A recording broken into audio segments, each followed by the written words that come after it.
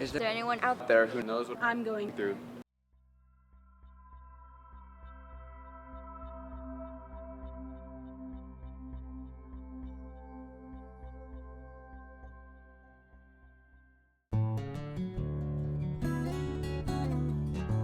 When I was a kid in 3rd grade, I switched schools, and I switched over to like this really tiny private school, like a little Catholic school, and so it was the same group of kids, right, every class level. So it was like 30 kids in grade 1 who moved to grade 2, so the whole time, so you didn't have other classes or teachers. And because I was the new kid, right, and because I was also kind of like, I didn't have any older siblings, so, and my parents didn't let me watch TV, so I kind of didn't know what was going on sort of in the world, right? Like, I was pretty much like, not bullied like in any way, like actually picked on, but it was a lot of girls in the class, and so they would just ignore me. In like 6th grade, another new girl came to the class, right? Because not a lot of people came in or out of the class. So in 6th grade, there was another new girl named Dorothy who came to the class, and everyone started picking on her because she was also kind of awkward, right? And man, I jumped right in, not even kidding. Like, I have been treated so badly by all of these girls for so long, and the second they start looking at someone else, right, I just jumped right in. Like, I didn't even think about it, you know? And it's ridiculous because it's like, I know what it felt like. I know what it was like to be this girl, right? And I just did it anyway because I was so relieved, you know, that it wasn't me for once. And it was, I mean, it was horrible. One of my first and probably biggest memory of being bullied was in 4th grade. There was a kid in my class who started calling me Miss Piggy because I was a little chunky. And at first it was, you know, I just kind of laughed it off. But then as it started to gain like followers, people would start saying it to me in the hallway and kind of like at recess, and it was just not funny anymore, and it started to really affect my self-image.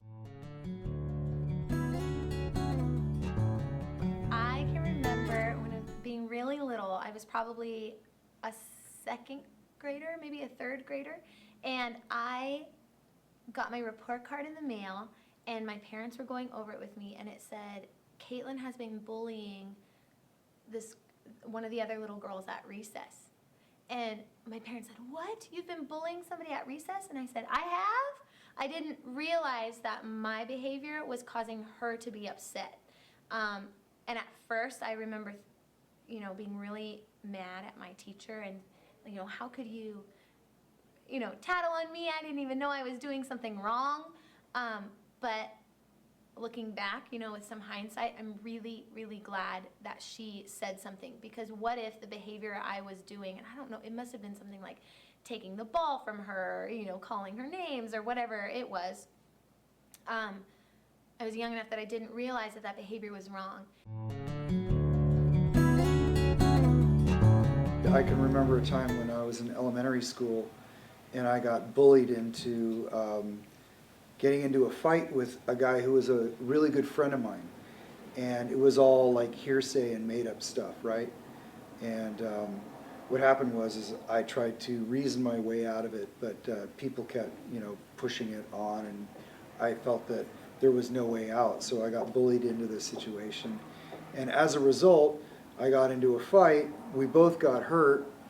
And the guy was no longer my friend after that. So it was like a lose-lose situation.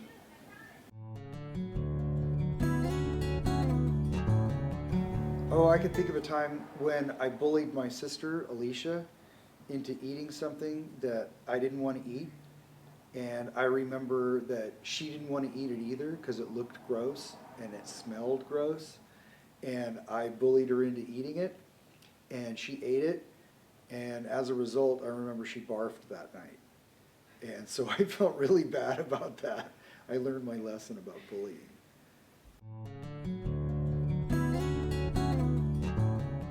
I wasn't bullied, but I was with a group of friends who did some bullying. So I guess that was using the Wayback Machine probably in 5th or 6th grade. There was like 4 or 5 of us, and we were a pretty good, tight group of friends, and there was a student who wanted to hang out with us, and we convinced him as we were walking around the schoolyard that if he ate a piece of dog crap, that he would then be cool enough to join our little group. And so he refused the first day, and then every day he tried to hang out with us, we kept walking by the dog turd, and every time we tried to get him closer and closer, convincing him to take a bite out of the dog turd to join the club or the group.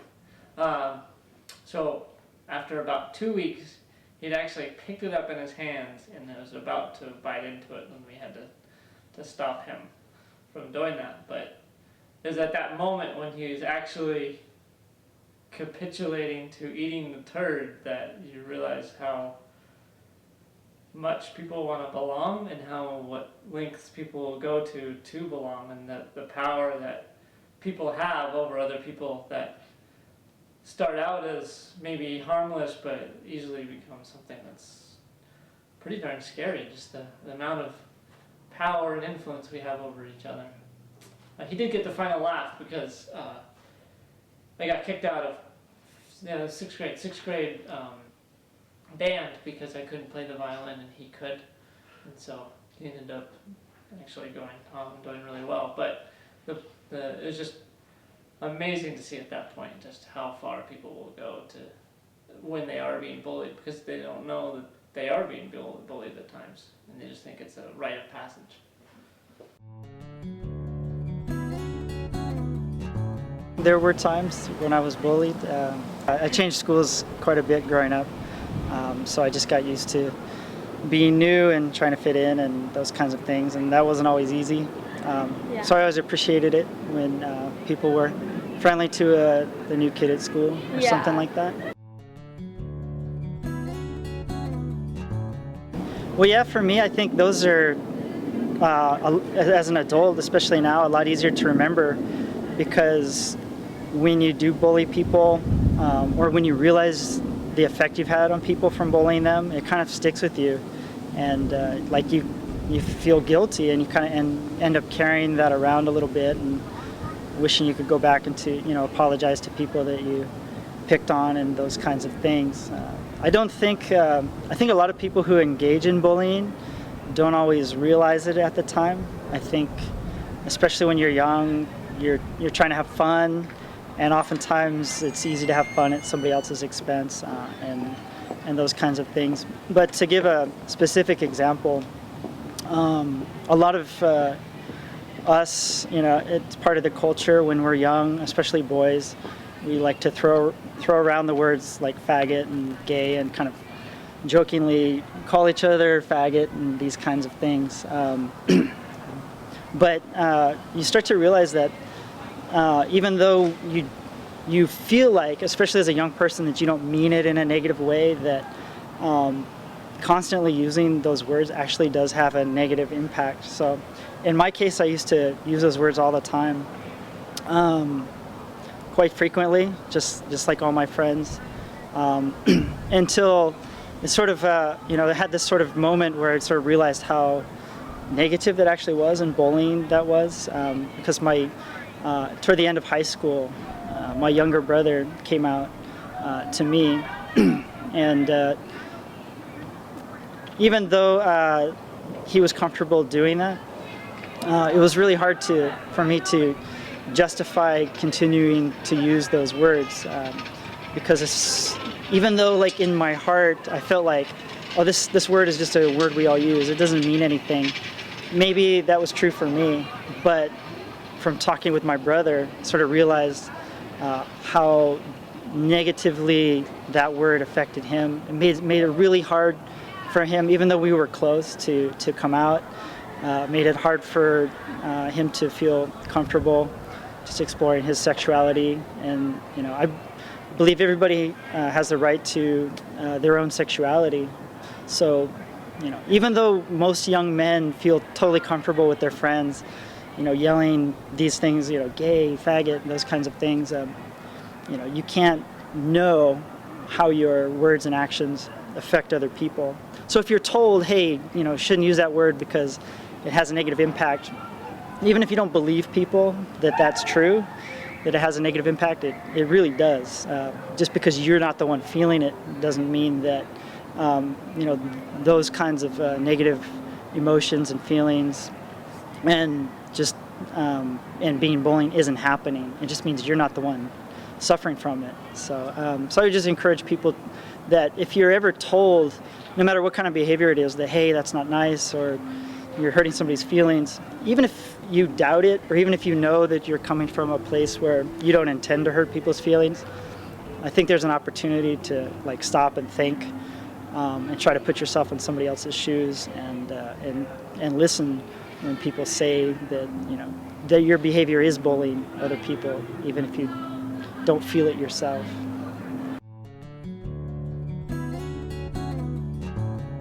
First of all, if it's bad enough, you gotta let one of us know. Like I was saying earlier, having a teacher on my side was huge. And we're here as resources. So we're good. We've learned how to deal with that. We've learned what to do in those situations, and we're your best resource. And so the first thing that you can do is just let somebody know. The second thing that you can do is really mediate the conflict. I mean, so many of these problems can be solved if you just talk it out. And we also have the ST Safety Hotline. That's 408-347-6222. Once again, that number is 408-347-6222. Is there anyone out there that knows what I'm going through? Perfect.